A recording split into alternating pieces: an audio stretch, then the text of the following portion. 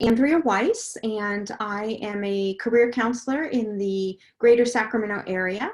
I do a variety of different things. I have a private practice in Davis. I do career counseling for staff on the UC Davis campus and the health system. And I also do some executive recruitment work in the nonprofit sector. So that's sort of the background and expertise that I bring to the topic today.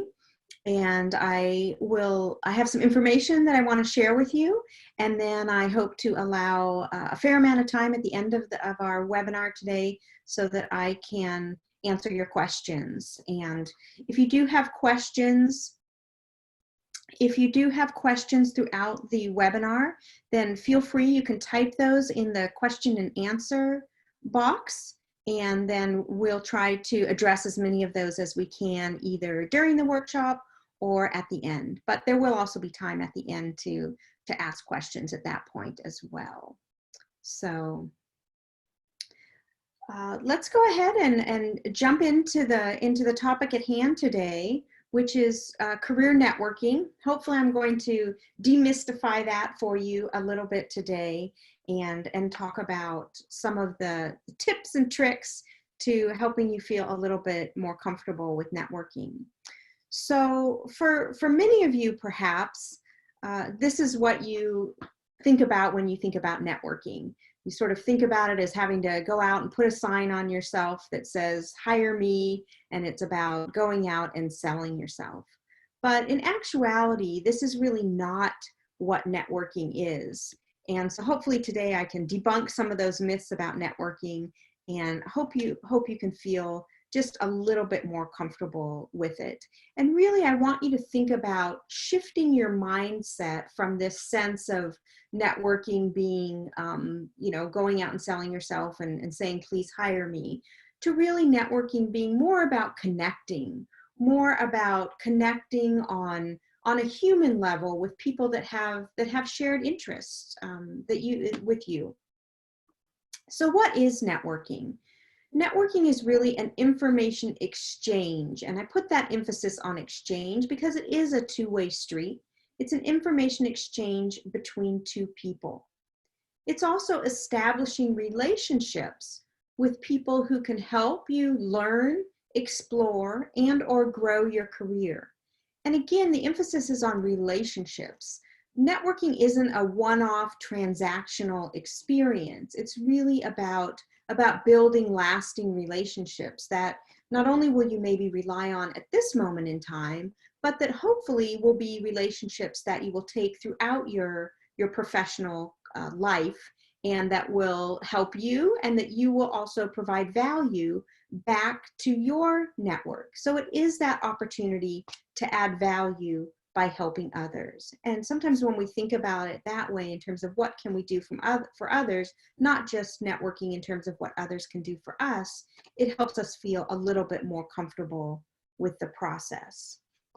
Networking is also less about how many people you meet, and more about whether the people you meet remember you after the fact, so that again, you can continue to build that relationship. So it's about developing a little bit deeper relationships with people as opposed to just a one-time interaction.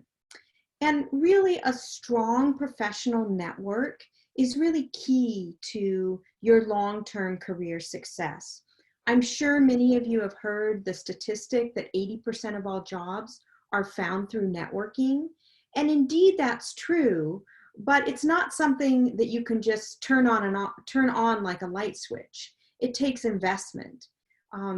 It's like the tomato plant I planted in my yard a few weeks ago. Started out as a teeny tiny plant, and now even weeks later, it's much larger and it's bloomed. And just now, a few weeks later, I'm finally starting to get some tomatoes, and they're not even quite ready yet. So networking is kind of the same idea. It's planting those seeds, watching them grow, nurturing them, and then being able to reap the rewards down the road. So I want to just ask, and you can in the chat box. I think Joe at Continuing in Professional Education is going to open up the chat box, and I just want to ask of anyone out there: do you have a networking success story that you might share with us? A time when your network really came through for you in helping refer you to a job or helping you secure a position. So if you do have something to add, go ahead and type it there in that chat box and share it with the group so we can learn from other successes of how networking has helped. So I'll share one story with you while others maybe take a moment to share in the chat box their own experiences. But I had a colleague once who was looking for work.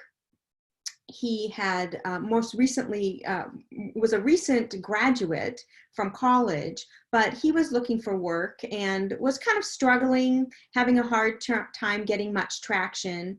And one day he was at his favorite coffee shop and just standing in line, and he was talking to a friend about his struggles with a job search. And after 5 minutes or so, the person in front of him turned around, introduced himself, and said that he was the CEO of a biomedical organization and was looking for summer interns. And to make a long story short, that turned into an internship for that young man, who then later ended up, after graduation, getting a position with that same organization. So you just kind of never know where your conversations about career might lead to a great connection. So you never kind of want to pass up an opportunity to network. So I don't see anyone there in the chat box sharing their success stories. Here we have a few. So someone mentions that someone in their network was able to point them to a volunteer opportunity in a different field. So volunteering is a great way to network, and especially if you're trying to make a career change. So wonderful. Thanks for sharing that. And somebody else mentions that just today, actually, a good friend texted her and told her that there would be an academic advising position opening up at her school. So that's a great thing that your network can do, is kind of help alert you to opportunities that may be on the horizon. Wonderful. Somebody else mentions that after being laid off, one of her colleagues on her team called when a position to open up on a team that he worked on. So that's another great place to network, is with past folks and coworkers that you used to work with. So wonderful. Someone else mentions a trusted member of upper management, steering them away from environments that aren't conducive. So that's another great thing you can learn for your network, is what it's like, what the culture's like at other organizations. And so yes, lots of success stories I'm reading here. So wonderful, wonderful. So you might want to read those in the chat and get some inspiration for your own networking. So this is really what networking is about. Thank you for sharing those success stories. So, 3 out of 4 people say that they're as scared of networking as they are of public speaking. So when it comes to the anxiety that the thought of networking produces, it's high up there with a lot of other high anxiety situations. So what are some of the things that you can do to help overcome that networking anxiety? Well, the first that I would mention is to start where you're comfortable. Don't feel like you need to go out and network with the whole wide world. First of all, start with a small number of people. And again, start where you're comfortable.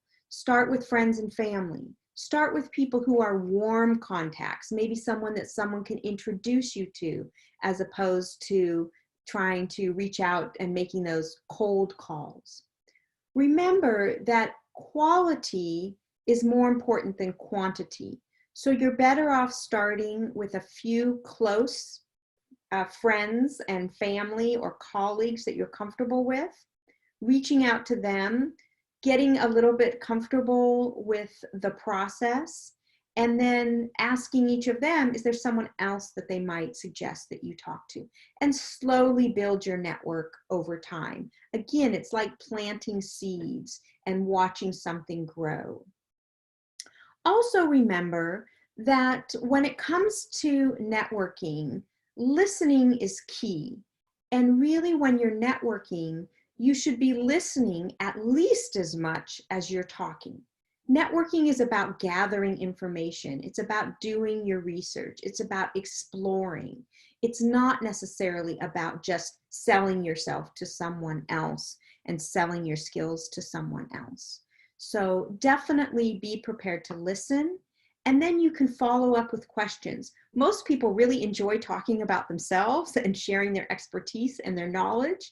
So, don't be afraid to use some flattery and feed someone's ego, and really listen to what they're saying and ask questions around that. And then of course, practice. And you can practice by, having some conversation starters at the ready of how to initially engage. You can practice by developing an introduction, developing your elevator speech, if you will, so that you know how to articulate your story and what it is that you're looking for. Practice with someone that you know is going to be encouraging and supportive. Yes, you want a little bit of constructive criticism, and you can encourage that. But, as you're practicing, try to do that with someone who's going to lift you up and encourage you in your process.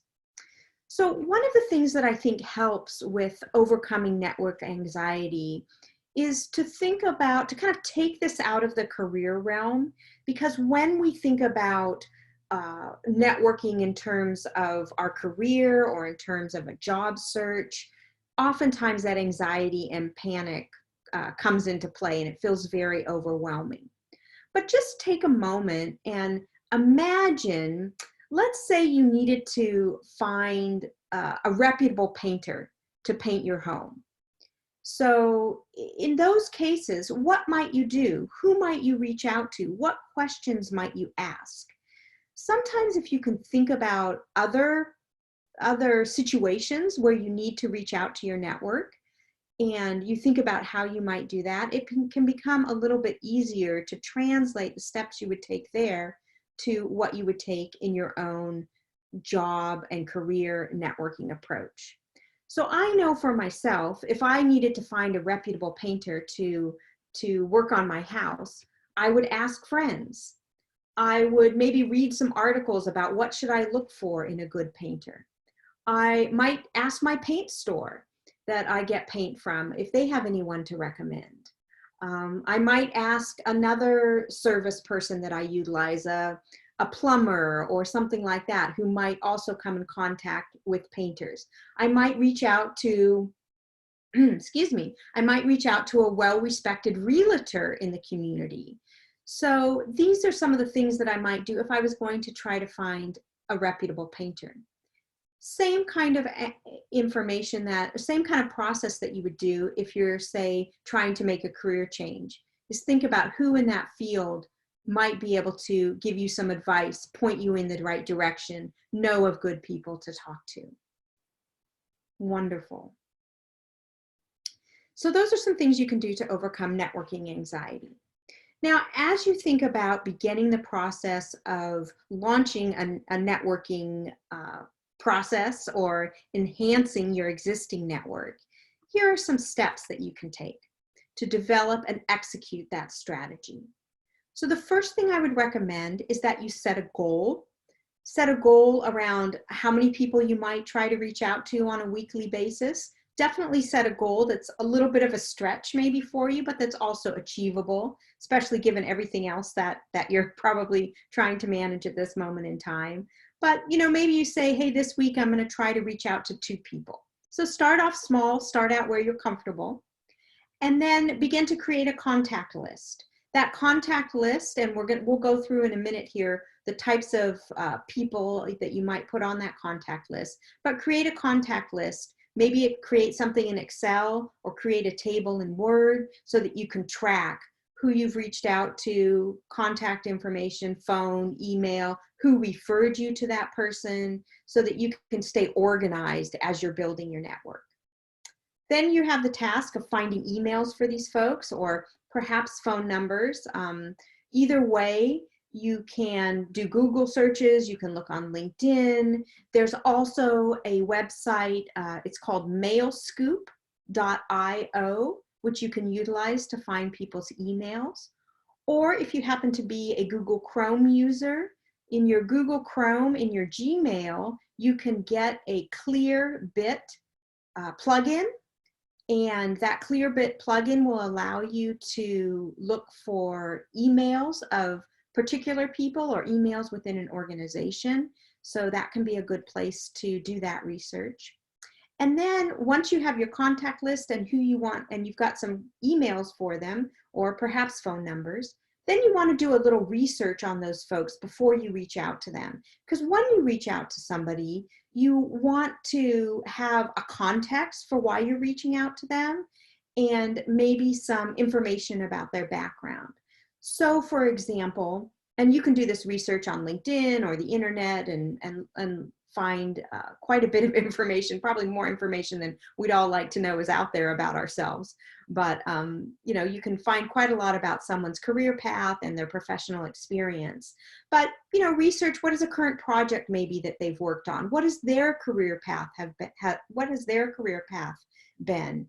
Where might you share similar interests or similar backgrounds? Perhaps you attended the same university, or you have the same certifications, or you worked at the same company in the past. So do a little bit of research before you reach out and make contact with someone. That will give you a context, so that in your email to this person or in your LinkedIn connection request to this person, that you can mention why it is that you're reaching out to them. What is it about their background and experience that makes you curious about wanting to talk to them, or curious to learn more about what they're doing? And then of course you want to make the connection, and that might be through email, it might be through phone, it could be through LinkedIn, but reach out, connect, have that conversation. Remember that yes, you will have some questions that you might want to ask, and you might have some information that you know you want to get across and share with this connection. But remember that, again, you want to be spending at least as much time listening to what they have to say, letting them ask you questions, hearing what their advice is. So listen, again, as much as you're talking. And then of course you want to be sure to thank them with a follow-up email, or if they recommended that you read a book or that you reach out to something, make sure that you thank them for those kinds of resources. And then very importantly, because remember, this isn't a transactional one-off connection that you're making, this is hopefully a longer term relationship that you're starting to build. So you want to follow up, and that follow-up might be sending them your resume if they've requested that. It might be following up by connecting with them on LinkedIn, or it might be a follow-up even a week or so later when you come across an article or a resource that you think that they might find valuable to send that to them. Remember, it's not just about you taking from your network. It's about what can you give back to your network to be of value. So be sure to follow up, and that will keep that relationship going. So if you're contacting them about a job search, be sure to follow up and let those folks know how your job search is going. When you secure a position, be sure to let them know and thank them for any role that they played in helping you get there, or advice that they give you that you utilized to help you move forward. So this is kind of the flow chart, if you will, of the networking process and the strategy that you can employ to begin to build your network. So I want to touch on a few things in terms of networking during a pandemic, because of course it is a little bit different at this moment in time. There aren't in-person networking events, certainly, which can or can't be helpful, you know, kind of the traditional networking event. Those can sometimes be helpful in building your professional network, but sometimes you're just there with a bunch of other people who are trying to network. So even those in-person events, lots of times it's better to just go to an event that, and hear a speaker that you're interested in, which may not be marketed as a networking event, but can become a networking event for you. But of course, we're not gathering in person at the moment. So what are some ways that you can network during this particular time? So one thing you can do is to strengthen your existing connections. So those folks that you're regularly in touch with, who maybe you haven't delved into how they got to where they are in their career, or what's working for them, what's challenging them, what are ideas that they have. So, maybe spending a little bit more time communicating with your existing connections and deepening those relationships. Also, now's a great time to reach out to those lapsed connections, going through your old emails and who did you forget to respond to, or what's that email that you kind of pushed to the side and thought, oh, I'll get back to that person later. Now would be a great time to go into your LinkedIn, and how many of you maybe have LinkedIn connection requests that you haven't dealt with because you've just kind of been ignoring those. But now would be a good time to actually go in and see who has requested to link with you, and do you want to or do you not want to link with them. So reaching out to those lapsed connections, people that you've lost touch with, now's a great time to check in with them, see how they're doing, where they are with their careers at this moment in time, what this experience has been like for them. Also, volunteering is a great way to network. I know someone mentioned that in their networking success story. And volunteering is a great way to meet people outside of your existing network. You're usually volunteering in most cases with something that you're passionate about. And so there's other people there that are passionate about the same thing. And that can lead to those initial connections, those, with like-minded people. And volunteering is a great way too to network when you are trying to make a career change. So that's another thing. Also, conducting informational interviews. As I said, people are eager to connect and eager to share their expertise and to help others out. So now may be a good time to do some of those informational interviews. Of course, they're not going to be in person, but Zoom or FaceTime or even a back and forth email can be a great way to do an informational interview and begin doing some of that networking. And also, don't forget to seize on new opportunities to contribute to your existing team, to your organization as a whole. Now might be a time when a skill set that you have developed outside of work or you don't currently use in your current position, now may be an opportunity to contribute that skill set, and that will then connect you with a whole new group of people that you aren't typically in touch with. And that can be a great opportunity. So reach across departments and see how you might be able to help. So those are some specific ways you can network during this strange time that we find ourselves in. So I mentioned earlier that I was going to share with you a little bit about who you might network with. And these are some of the traditional things that you maybe think about in terms of who you might begin networking with.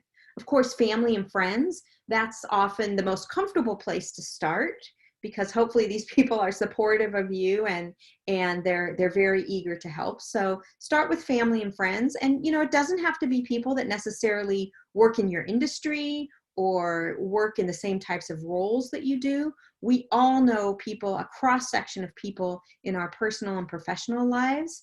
And even though I may not be an accountant, someone who's looking for work or wants to learn about the field of accounting might reach out to me as their friend and say, hey, I'm interested in this field. Do you know anyone who does that kind of work? And while I don't know a lot of accountants, I certainly have friends and family members who work in the financial arena, and so I might be able to make that connection. Friends and family are great. Current and past employers and coworkers, we even saw in when people were talking about their success stories, that's an area of great value to begin networking in. So reach out to those folks. Professional associations, if your industry has some type of professional association, and what industry doesn't? I can't think of one that doesn't. But oftentimes professional associations will have some type of formal networking system, or they're even having events and speakers, even virtually during this time, that you can participate in, and that puts you, again, in an environment with like-minded people. Alumni and educational connections. So joining your alumni group, either on LinkedIn or doing a search on LinkedIn of people who graduated from your same program, who live in your geographic area. Those can be great people to start networking with. And again, it may even be someone who is not in your same field, but graduated from your college or university. And professors can also be a good resource to network with. Of course, there's the social networking platforms that can be a wonderful resource. LinkedIn, even Twitter, Facebook even, although we think of Facebook as a personal social networking, Facebook can also be a place to let folks know and let your connections there know, hey, I'm looking to make a switch into the nonprofit sector. Does anyone have connections there who they might suggest I reach out to gather some information about how the nonprofit sector works? So don't forget about even those more personal social networking platforms for networking resources.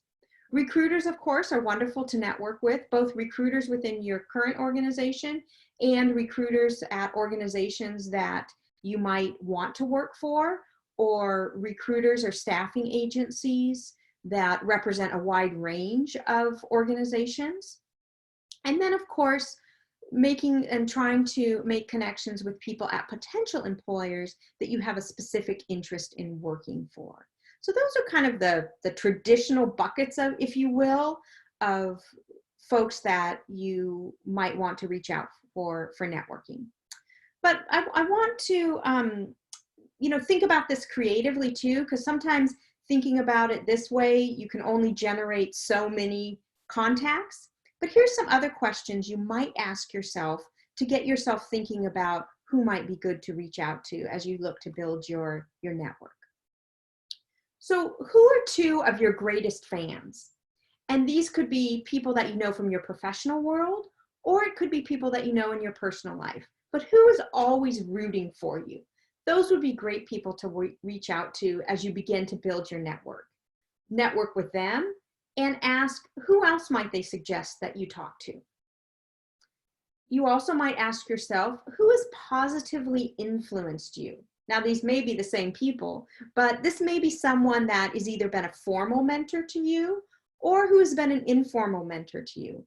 Maybe it's someone that doesn't even realize yet that they have been a positive influence on you, but you've always looked up to them. Another question is, who seems to know everybody? You know, we have those people in our lives who you go out to lunch with them, or you're at an event with them, and you barely get a chance to talk to them because everybody's coming up to say hello to them. So who are those people in your network? Those would be great people to network because they can probably introduce you and connect you with a lot of other people. Who is smart about career issues? Who do you really respect the way they've developed their career, or that they've had a rapid career growth, or maybe you've seen them make a really wonderful career change. And so those would be good people also to network with. Who have you enjoyed working with? Who have been those people that you just know are pleasant and kind and who may be willing to help you? And then another really important question, and this is something we usually don't think about when we're thinking about networking, because we're thinking about who can help me, but a really good sort of different hat to change into when you're networking is thinking about who needs your help? Because again, networking isn't just taking, it's about giving too. And oftentimes if we think of who might need our help, who might I reach out to and lift up at this particular time, those might be good people to network with as well. Sometimes it's surprising how much helping someone else can then return itself, return that favor to us in a lot of really good karma. So these are some questions to ask yourself as you're trying to develop that list of who to network with. So what are some best practices in networking? First of all, you want to be considerate of your contact's time. So if you're reaching out to someone and they mention, if you reach out to someone and you've scheduled a time to chat with them for 20 minutes, then be considerate of that time. And if you're having the conversation with them and you've reached your 20 minutes, then definitely you want to say, gosh, we've reached our 20 minutes. I really appreciate it. I'd love to hear more because, you know, the information you're providing is so interesting and I'm enjoying our conversation. You know, do you have a few minutes to chat? So be considerate of your contact's time. When you do have that connection time with them, whether it be phone or video, or maybe down the road at some point in person, be prepared. Have done your research. Have some questions that you want to ask them and to get the conversation started. I also want to say be graciously persistent as you're reaching out to folks. You know, I always get the question of when should you follow up if you don't hear back from the contact, and it is a little bit of a delicate dance. You want to be persistent, but you don't want to be a pest. So, you know, if you reach out to someone and you haven't heard back, you know, a few days later, you might send them another email. A few days after that, if you still haven't heard back, maybe you give them a call and leave them a message that you're following up on the email. Maybe then, if you still don't hear back, you send them one more email, but then maybe you move on and you let that be for a while. Maybe a few months later, you reach back out to them and say, hey, I was trying to reach you a month or so ago. Must have been a busy time for you, but thought I would try again. But as you're reaching out, try not to take a non-response personally. You know, even in normal times, people are busy. They might read your email, oh, that sounds interesting. I'll reach out to that person tomorrow. And then your email falls to the bottom of their email chain and, you know, out of sight, out of mind. So, you know, be patient. Don't take it personally. And, you know, hopefully you'll have enough contacts in potential contacts in your list that you'll be able to move on to somebody else. One important question to ask is when you're having a conversation with someone is to ask who else they might suggest that you reach out to, or what other ideas might they have for gathering information or resources that you might utilize given you know, the content of what you're trying to do, whether it be a job search or exploring a career field or trying to make a career change. Because remember, you want to start out with your existing network, but then you want to keep expanding that. And so if each person you talk to gives you one or two other people to reach out to, then you're able to expand that network and you're able to not be making cold calls or cold connections, but warm connections by saying, you know, our mutual colleague, Joe, suggested that I reach out to you. And that usually makes it easier for the networker to make that contact, and it improves the chances that the person is going to get back with you because they know and respect Joe. They're curious, oh, I wonder how this person knows Joe. And so they're more likely to reach back out. Again, you want to stay in touch with your contacts, with your network as you build it out. Stay in touch, follow up, be a resource, provide updates, keep that relationship going.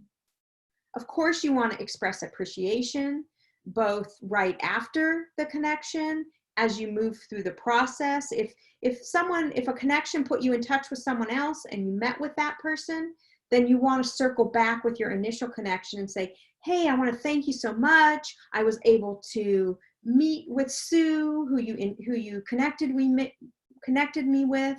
We had a great conversation. She was very helpful. She referred me to a couple of other resources, and I really appreciate you putting us in touch. So that communication and follow-up is really important. Of course, you want to keep good records. Again, create that Excel spreadsheet or whatever format you use for organizing projects. Keep good records so that you know who led you to who, so that you can do that follow-up. And another best practice as you launch this networking effort and building of your professional network is to be sure you have an up-to-date resume and that your LinkedIn profile is looking as good as it possibly can.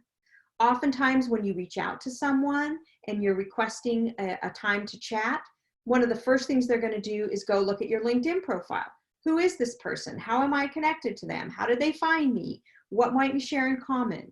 And when you go to your they go to your LinkedIn profile, you of course want them to find something that's representative of yourself and where you're headed. Similarly, with an up-to-date resume, well, you don't want to send that when you make the initial contact, and you probably only want to send that if they're requesting it. It's not uncommon in a networking meeting or conversation, since we're not really meeting face-to-face, for someone to say at the end of that, well, hey, send me your resume so that I can keep that on file. Or, hey, send me your resume because I have someone I'd like to send it to who might be looking for someone like yourself. And then, of course, you don't want to be leaving that meeting thinking, oh my gosh, my resume is 10 years old. I've got to overnight throw something together. You want to be able to say, great, I'll get that to you when later today, or I'll get that to you tomorrow. And you want to have something, again, that looks good, that's representative of where you're trying to take your career. So some best practices for you to put into practice as you begin networking. Any other best practices that folks have, you can feel free to share those in the chat, or when we get to the question and answer section, you can add those in as well. So just a couple of reminders. Remember, networking is not about asking someone to hire you. It is really about connecting authentically and genuinely with people who have shared interests, who are in positions that you may want to be in yourself down the road, or who you think may be able to provide you with information and resources to help move your career forward, either in this particular moment or down the road. And it's just as much about actively listening and providing help and value to those in your network as it is about you taking from your network. So those are the big keys to what networking or connecting is all about. So I would love to reserve kind of the rest of the time that we have here to take your questions and hopefully provide some answers. So if you have some questions and answers, then you can go, well, you may have answers too, but if you have some questions, go ahead and open up the question and answer box, and I will be happy to field some of those. I see we have some already, so I'll jump into those and do my best to answer those as others want to type in questions as well. So one question here is email better than LinkedIn messaging for reaching out to folks? I sort of prefer email. If you can't find someone's email, then definitely LinkedIn messaging is a way to do it. And probably if you're trying to reach out to a recruiter who's on LinkedIn, then LinkedIn messaging is going to work and you're going to get a response pretty quickly, because most recruiters who are on LinkedIn are going to be checking their messages frequently. But oftentimes others aren't checking their LinkedIn messages every day, or certainly multiple times a day. So if you want a quicker response, then email can often be a better way to go about it. But if you can't find email, then LinkedIn is certainly a good alternative. Somebody else asked, do you make cold call contact to the contact list you make, or how do you initiate contact? So you can certainly once you make that list of who you want to start reaching out to, you can certainly make cold calls. But before you do that, I would see if you have a warm connection to that person. So you can go on LinkedIn, you can search for that person's name and see if you have any shared connections, and then reach out to that shared connection and say, hey, I see you know this person. Would you be willing to make an introduction? They can either do that introduction through LinkedIn, or they could do it even just through email, and do that. Short of having that warm connection through LinkedIn or somewhere else in your network, then yes, you can make that cold call. But again, you don't want to just say, hey, I'm Andrea Weiss and I want to talk to you. You want to give some context to that.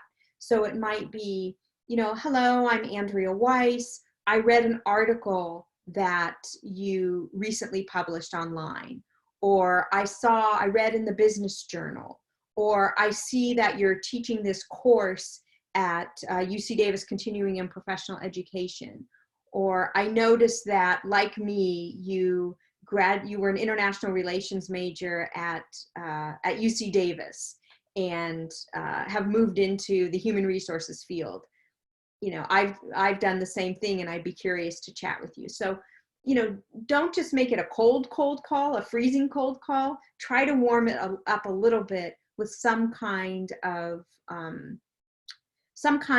connection that you have with that person. Somebody asked, what are your thoughts of connecting on Twitter? Again, I would say that connecting through LinkedIn or straight through email would be the initial preferred place to connect. But, if you can't find another way to connect, then Twitter can be a way. And again, oftentimes recruiters are using Twitter quite a bit. So that might be a way that in particular you might want to connect with a recruiter. But I think, because of the, the character limits and things like that, which are pretty tight on Twitter, that, being able to write a little bit more lengthy connection on LinkedIn, and certainly being able to write a longer connection in email is maybe a better first way to go about it, so that you can explain why it is that you're wanting to reach out. So someone asked, what are my thoughts on cleaning up your LinkedIn connections? For example, removing older, not used LinkedIn connections. I think that can be a good idea, especially if when maybe you first went into LinkedIn, you just added everybody that, popped up, and you've got a LinkedIn network of, half the people you don't even know who they are, because the value of your LinkedIn network is that there's people in there that you could actually reach out to and connect with and ask a question, and that they might respond, and those kind of things. So, if you go through and you clean out some of the people that you're like, I have no idea who this is, or gosh, I see this person I must have connected with is really just, trying to sell me life insurance. So I'm going to clear those people out of my LinkedIn profile. Somebody mentions that they need help with how to initially approach people, and that can definitely be a challenge, particularly for those of us who are more introverted. In some ways, I think that's a little bit of the silver lining of us all being stuck at home is you don't have to go out to a 200-person networking event and feel like you got to walk up to a bunch of strangers. You can take your time, craft an email, do a little bit of research about that person. What is it that connects you to them or that piques your interest about them, and write a thoughtful email that expresses that. There are also, even if you just Google conversation starters, you can find some ways to start conversations. And that's why I think that, as opposed to going to a networking event, if it's sometimes easier to network if you just attend something that is of particular interest to you. So perhaps there's a speaker that you think is presenting on an interesting topic. And this could be in person, or even now there's a lot of virtual events happening. So even attending one of those, and then reaching out to someone with, oh, what brings you here? Or it's kind of like, and of course it's wedding season, but none of us are really going to weddings. But, it's kind of like when you go to a wedding, what is one of the first things you say to someone new that you meet there? Oh, how do you know the bride and groom, right? So same kind of thing in the professional setting is, oh, what brings you here? Or, you know, how are you connected with this organization? Those can be some good ways to kind of kick off the conversation. And of course, now we can, you know, when we finally do start returning to live events, just talking to people about how did they get through the, you know, 10, 12, whatever weeks it has or will be, you know, of working from home. So there's going to be some natural conversation starters of things that we've all experienced at once that may help you start those conversations. Someone else asks, how early can you request virtual informational interviews with HR people at an organization if you plan to move to that geographic area in 1 year? Well, I would say if you know that you're going to be relocating in a year, then I would start having those conversations now. Now is really, remember how I was saying that it's about my tomato plant in the backyard, which almost has tomatoes. It's planting the seeds now so that maybe 9 months from now, when you're actually ready to start applying for openings, that those HR people know you. And I would even say, and maybe you're in the HR field, so you want to work for an HR department, but I would say even more importantly than reaching out to those HR people is to reach out to those who are working in departments that you might want to work for yourself. So kind of going around HR, sorry HR people if you're on the webinar, but you know, it's good to make contact with the HR people and especially the recruiters, but also going to the departments, going around those HR people to, you know, the head of IT, to the head of the accounting department, to the dean of student affairs. You know, who are those people that you want to get to know? You want to learn about their organization. Because yes, you're going to eventually have to submit your application through human resources and go through their process, but you want the people who are in those departments and areas that you want to work, you want them to be looking for your materials. You want to be able to reach out to them now, start to build that relationship, connect with them on LinkedIn so they can get to know you a bit, so that then, you know, 9 months from now when they have an opening, you're reaching out to them at the same time you're submitting your materials and saying, hey, it's been great to get to know you over the year. I see that you have a position open in your department. I'm going to be submitting my materials, and I hope I'll have the opportunity to have an interview with you. So it's never too early to start building connections in an area, in a geographic area that you know you're going to be relocating to. Somebody said, what is the name of the thing to find an email? So let me see if I can, well, I don't know if I can type a question, but it's Mail Scoop, so MAILSCOOP, so Mail Scoop, and it's .I as in ice cream, O as in owl. So mailscoop.io.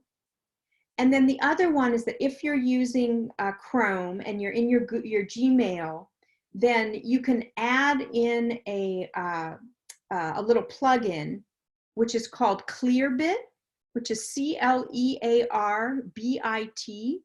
It's a Clearbit plugin. And you can, once that's in your Gmail, then you can click on it and you could look up, say, UC Davis, and it would give you people's emails that work at UC Davis. You might not be able to find the exact person you're looking for. You may or may not. And of course, UC Davis has a directory, so this is kind of a bad example because you could look it up directly on their site, but for other organizations.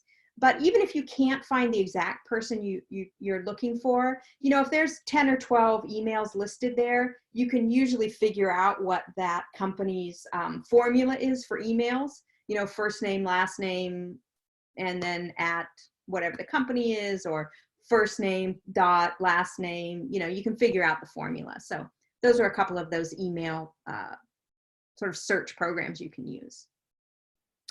Let's see, so somebody else asks, do I recommend contacting someone via text? Is that method okay? So I would say if this is someone that you don't know, I would not recommend text. Oftentimes people don't appreciate getting text messages from those who they don't know. They may even have their phone set so that those kind of texts don't come through.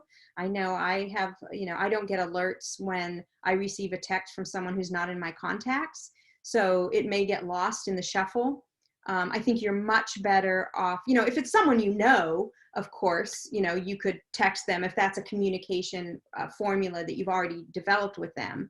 And if someone like an HR person or a recruiter initiates contact with you via text, then of course that's okay to respond back to them using text. But it's probably not the place where you want to initiate a conversation.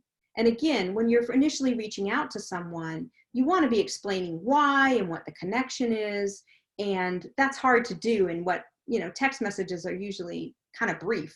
So you don't want to have someone trying to scroll through a long thing on their phone to read your text. Let's see, I'll get to a few more questions here, and then I want to share a couple of other things with you. Do I think it's necessary to write a message every time you ask to connect with someone on LinkedIn, although you may have personally spoken with them prior? Yes, it is, unless it's your mother or your sister or someone that you are, sometimes if I'm talking to a client on the phone and we're talking about their LinkedIn profile and going through it, I'll say, hey, I'm going to put in a connection request to you, and then I won't write a note because I'm telling them. But in almost every other case, you're going to want to take the time to write that little message. It doesn't have to be long. It might just be, hey, hope you're doing well during this time. I see that you're a fellow Sac State grad, and I'd like to connect with you on LinkedIn. But something about why you're connecting with them. Even though you've personally spoken with them, take that moment to write a little note to say hello. Somebody says, I heard a long time ago not to connect with people on LinkedIn unless you have actually met them. What are your thoughts? So, you don't have to have actually met them. I'll give you a good example I just did earlier this week. So I, through a newsletter that I get on a regular basis it's like a daily newsletter through Fast Company, which is a great magazine. I'll do a plug for them. And they have a great daily newsletter that they send out. I think you probably have to be a subscriber, but anyways, it's good. So I read an article on this daily thing that I get from them, daily email. And I read the article. It was about kindness, and I thought it was really great. When I got to the end of the article, I noticed that it was written by someone who is one of the senior folks at IDEO, which is a design company. And I just thought the article was great. So I looked the person up on LinkedIn, and he was there. I've never met him. He doesn't know who the heck I am. But I could see that I could connect with him. And so I wrote a little note. I said, I recently read this article. I've always been a big fan of the work that IDEO does. And it doesn't surprise me that someone from IDEO would write an article about kindness. And, I'd love to connect with you on LinkedIn. So I thought, this is I'll probably never hear from this person. But you know what? Within 24 hours, he had accepted my connection request. He wrote me back a little note, and now we're connected. So, those are, again, you don't want to just send a generic, a connection request without any context to it. But even someone you haven't met, that's a way to connect with them. Hopefully that kind of gives you an idea of how to maybe go about doing that. And I'll answer this one final question, and then I'm going to run through a couple of other things with you. Somebody says, do you see anything wrong with reaching out to the HR team at companies whose work you admire in order to see who in the company they might connect you with for informational interviews? To be clear, this wouldn't be angling for a job, just to learn more when working to make a career change and not knowing anyone within your immediate network. So you could reach out to HR. That would be one way to do it. But again, HR people, rightly so, are often pretty protective of folks on their, within their organization, and they don't necessarily want to overwhelm them. You could certainly try the HR team, but again, I would first go to your own network and see if anybody that you know might know somebody at that company. or just find somebody at that company on LinkedIn who is in the area that you're interested in and try reaching out to them directly.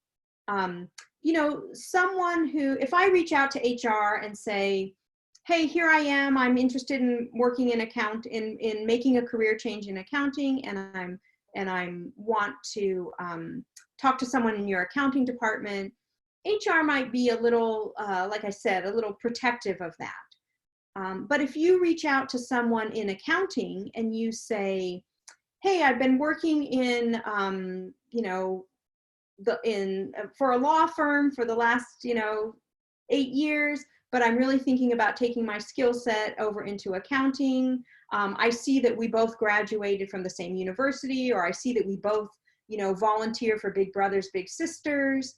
And, you know, so I thought you might be able to give me some tips on how to make that change. You may be more likely to have that person return your message than someone in HR. So, and again, HR may be very helpful, but you may get more traction and more response from going a little bit, trying to get a little bit more directly to the source. So great questions. I wish we could go on all the whole afternoon answering questions, but let me share a couple of things with you. First of all, I want to remind you of some upcoming webinars. Next week, we're going to be covering maximizing LinkedIn for job search. So we will be going through some of these things. How do you write those connection requests and other ways that you can use LinkedIn to help you with your job search. And then the following Wednesday on June 3rd, we're going to talk about acing virtual interviews. So interviewing is one thing, but how do you do it in this virtual world that we're all faced with now? And then on June 10th, we're going to talk about accomplishment statements and how you can share your success stories through these accomplishment statements on resumes, on LinkedIn, in interviews, and even in networking interactions. So that's upcoming. And then just want to thank you so much for attending.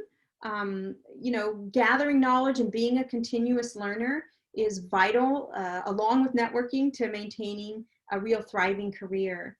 And UC Davis Continuing and Professional Education has some wonderful courses and programs.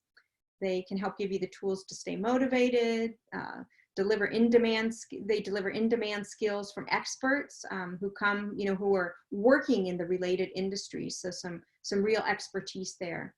They offer lots of convenient online learning formats, and they've been transitioning some of their typical in-person courses to online resources. So look for those.